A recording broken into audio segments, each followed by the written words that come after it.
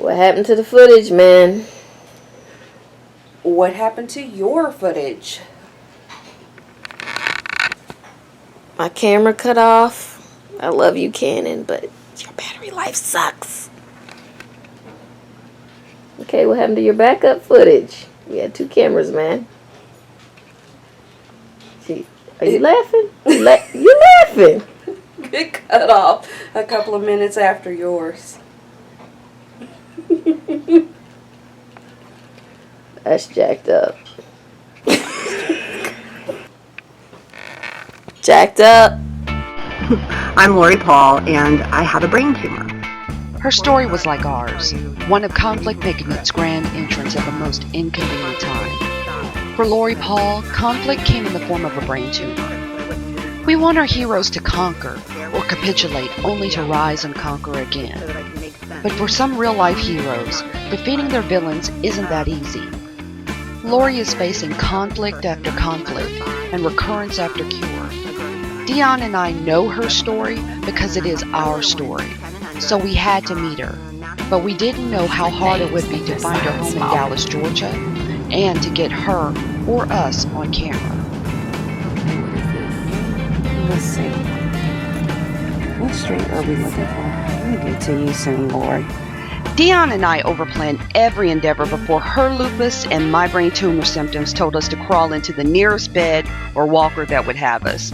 We would make big plans, but would end up riding the pine. This time would be different. We would come off the sidelines and just do it.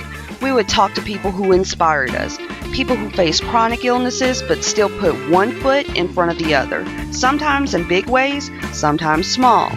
We picked a day and a time, and another day and a time, until we finally had the day for our shoot, Wednesday.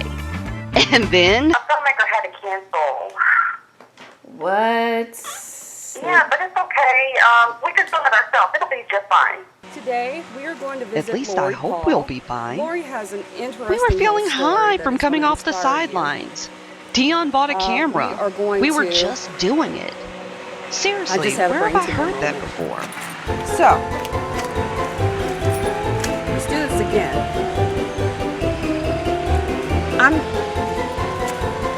It's okay. I'm Dawn. This is Dionne behind the camera. Say hey. Hey, Dionne. Hey. We're going to go visit Lori Paul today and have a great chat with her. Lori has a very interesting healthcare story that we think is going to inspire you because it really inspired us.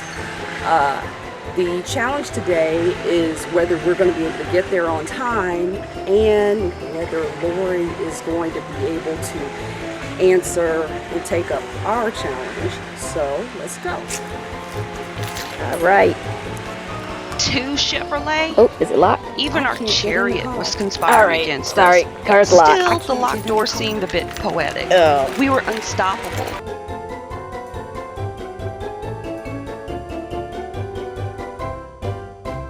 You know, what do you do when your illness comes to, pops up in the middle of things, when you are trying to go out and face the world? Sometimes the answer is not to go out and conquer the world. It's just, the best thing that you can do. Sometimes being a hero is just putting one foot in front of the other. Conquer your neighborhood. Conquering, basically, it's not conquering your conquering the world is just conquering your neighborhood, or just putting on your pants. When you meet someone who is fighting the same battles, hugs feel like homecomings.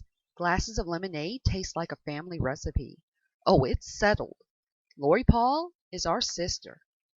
And how do you treat a sister? Like a guinea pig.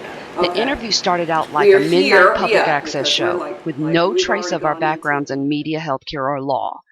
Had our time on the sidelines atrophied our brains? Dionne and I were going back to the trenches. Then, like a great sister, Lori came to our rescue with answers which would become the new theme for this episode and our lives. When you heard that diagnosis, what did it interrupt? What was it like? I was diagnosed originally in 1999, September. I went for an eye checkup because I noticed my vision was changing. The year before that, I had seen an optometrist because all of a sudden I'm nearsighted. Well, this eye's nearsighted. And they were both nearsighted when they were both there and healthy. And all of a sudden I was getting 20/20 all the way in the eye that had the tumor. Well, I didn't know I had a tumor. So I got on and I said, is this strange? She goes, well, sometimes things change and you'll just, get better eyesight depending on muscles or whatever. Because it must have been so minuscule, he did not see it when he looks at the back of my eye. So in 1999 now, all of a sudden, I'm becoming farsighted in the eye. I'm like, I gotta go check this out. Get a new prescription. I'm still thinking it's just, I'm getting old, things are changing, whatever. She looks at my eye, she's thinking it's a brain tumor, like cancer tumor is the way that you hear tumor when somebody says it to you the first time. That's when I'm thinking I have brain cancer, that's what I'm thinking, brain cancer. So I found myself, my first MRI, do you remember that one? Mm-hmm. And that noise, and they're telling you, especially with the eyes, they're telling you, try not to let your eyes move. Did they tell you that? Like to try, you could close your eyes, but then those noises are going off, and you've never been in it before, and my eyes are going, I know, I'm just flicking my eyes all around because I was terrified. Yes.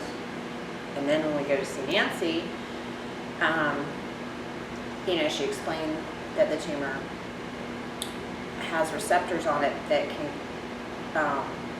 the hormones, the heightened hormones during a pregnancy could cause it to grow faster. And I'm saying, well, I'm trying to get pregnant. What if I get pregnant? Because she said, this grows very slowly. She's describing what it is, a meningioma. Mm-hmm. It grows very slowly.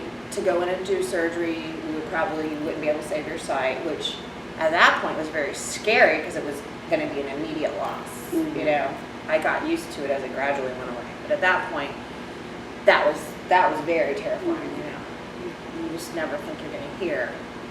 You're not going to see. So anyway, there it was.